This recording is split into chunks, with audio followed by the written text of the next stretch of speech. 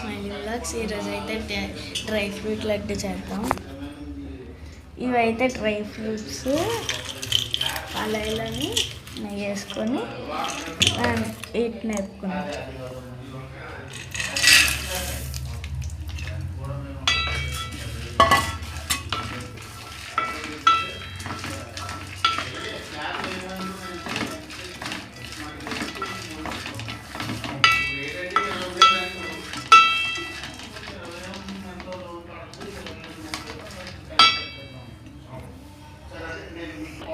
బాగా దోరగా వేపుకోలేదు.